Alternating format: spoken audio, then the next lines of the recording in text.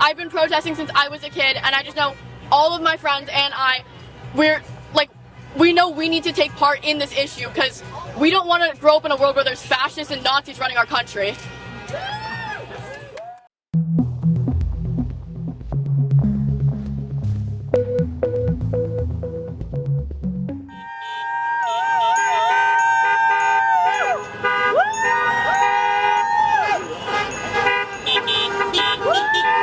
I'm shocked by the turnout, and I'm so impressed that so many people are waking up to this nightmare we're living. This isn't about right or left. This administration is not about the people. This is about we the people. I'm so relieved to see everybody out here today. It means that we're all standing up together against this tyranny. I think that the more people start to protest, the more we've seen it in other regimes that you get like 2 to 3% of the population of people to protest, and it can affect change. Honestly, I've always been really passionate about politics, and I've always been liberal. I've volunteered for a lot of different campaigns and stuff like that. I'm a political science student, and I happen to be home for spring break, which brought us here to this rally. But I think it's just so important that you show up and show out when things matter for you, and I think that that's why I'm here, because it is important to be here and to show your support. I would say if you look in our history books and see the effects of protests in the past, whether that's for civil rights protests, feminist protests, like women able to vote, all of those types of protests have clearly worked and pushed our country forward. And I think we're all here trying to make sure that our country does not go backwards in time and we continue to push forward into the modern day. I think that we need something that's not so far left, which seems counterintuitive, but right now we're so skewed on our system. You're either super conservative or you're very, very liberal, and there's not really a space for people to be in the middle.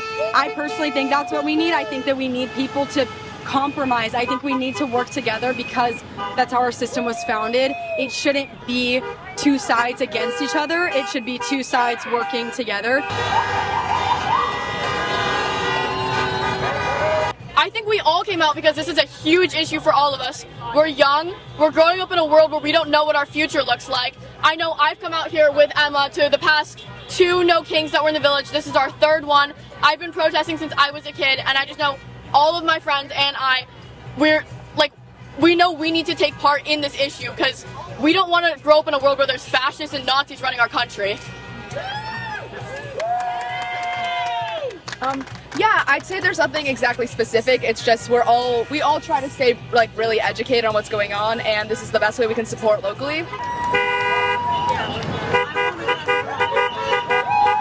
We've seen our president do things that aren't allowed or authorized, and I think when we start treating the rules as something that aren't important, we really put ourselves in a dangerous situation. And the guidelines of democracy are here for a reason, and I think the reason why I and everybody else came out today is because we believe in the promise of America. I made that sign. If we hated America, we wouldn't be here.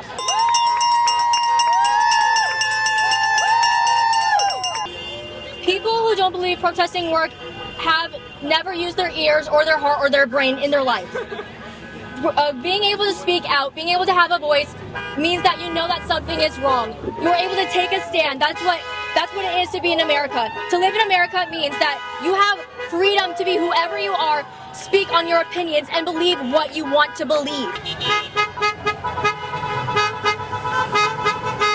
You have to be able to believe that standing up is right. If you think something is wrong, you have to stand up for it, or else no one is going to listen.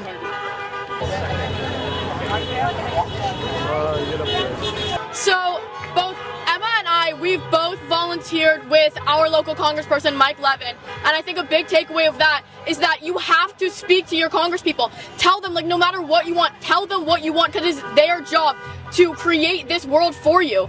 They're creating our future until we can do it for ourselves. So for all of our elected officials, we want our freedom, we want our rights.